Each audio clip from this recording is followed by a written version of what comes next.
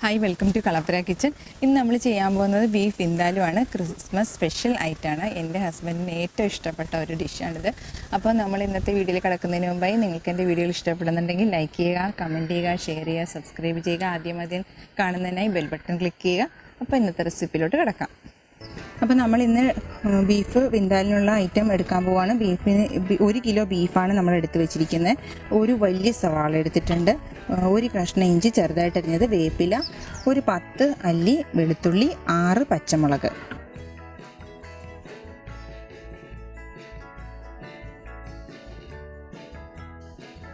Piece ഞാൻ beef എടുത്തിരിക്കുന്നത് ഇത്രയും വലിയ പീസായിട്ടാണ് എടുത്തിരിക്കുന്നത്. ഇങ്ങനെ തന്നെ അരിയണം. വിന്താലുവിന് ഇങ്ങനെയാണ് നമ്മൾ അരിഞ്ഞെടുക്കുന്നത്.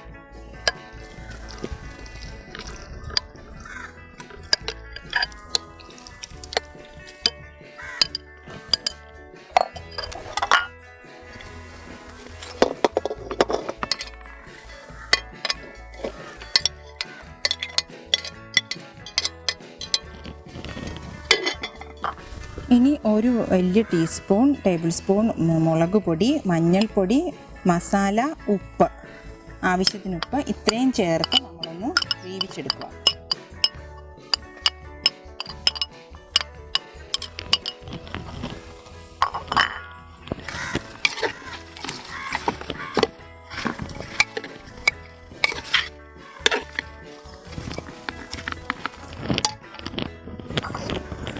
ഇതൊന്ന് തിരുമ്മി ഒരല്പം വെള്ളം.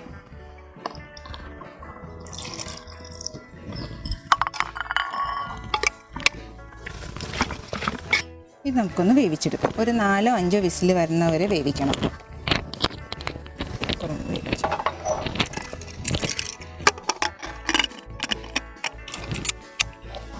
അപ്പം നമ്മളിന്ന് വിന്താലുവിനുള്ള ഒരു ഗ്രേവി പോലെ അരച്ചെടുക്കാൻ പോവുകയാണ്.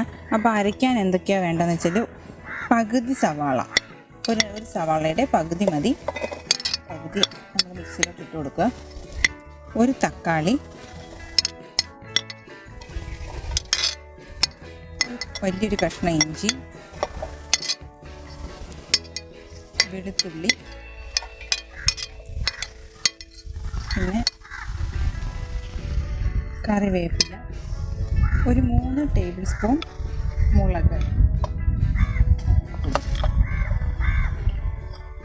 മല്ലിപ്പൊടി ഒരു 3 ടേബിൾ സ്പൂൺ,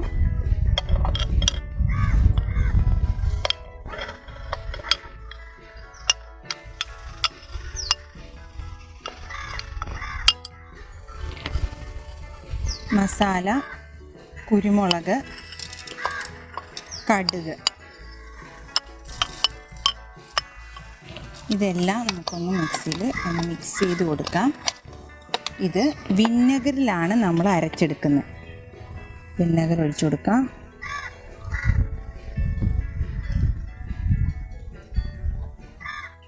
ഒരു 4 ടേബിൾ സ്പൂൺ വിനാഗിരി,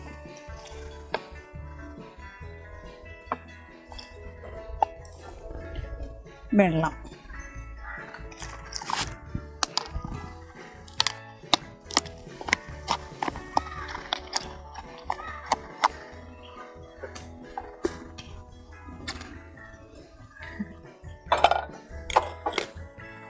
എണ്ണ ഒഴിച്ചു കൊടുക്കുക.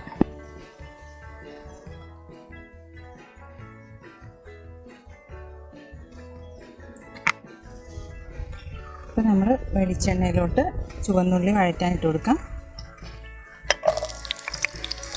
ചുവന്നുള്ളി ഒത്തിരി ചെറിയ പീസസായിട്ട് മുറിക്കേണ്ട, 2ആയിട്ട് പിളർന്നാൽ മതി. തക്കാളി ഇട്ട് കൊടുക്കാം.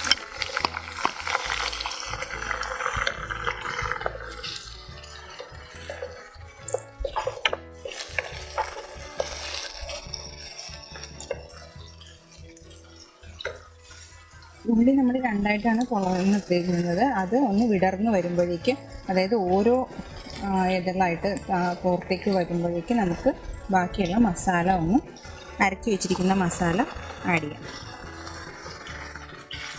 ഈ അരപ്പൊന്ന് നന്നായിട്ട് എണ്ണയിൽ കിടന്ന് ആ പച്ചപ്പ് മാറുന്നത് വരെ വഴന്ന് കിട്ടണം.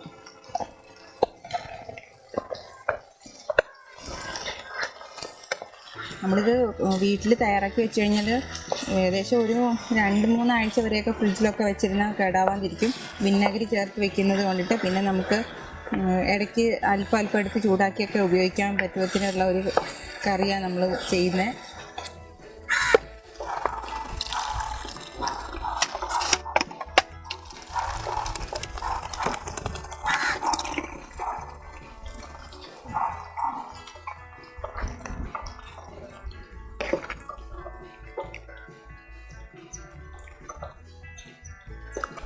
നമുക്ക് ഒരല്പം കൂടി ഉപ്പ് ചേർത്ത് കൊടുക്കാം. 1 സ്പൂൺ ഉപ്പ് ഞാൻ ആഡ് ചെയ്യുന്നുണ്ട്. ഉപ്പും വിനാഗിരിയും ഒരല്പം മുന്നിൽ നിൽക്കണം.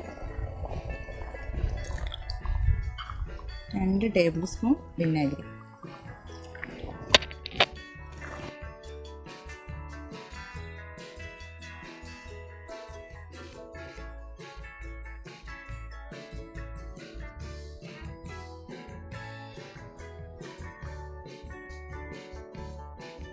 നമുക്ക് കുറച്ച് നേരം അടച്ചു വയ്ക്കാം.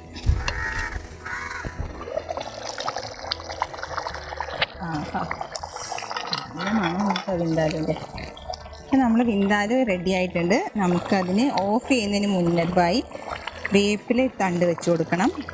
പിന്നെ കുരുമുളക് പൊടി ഓഫ് ചെയ്യുന്നതിന് മുമ്പ് ഇട്ട് കൊടുത്താൽ മതി കേട്ടോ. കുരുമുളക് പൊടി ഒരു 1.5 ടീസ്പൂൺ കുരുമുളക് പൊടി.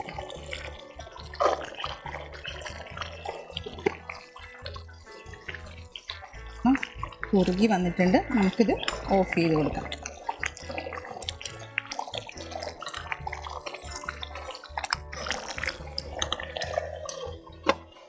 ഓഫ് ചെയ്യാം.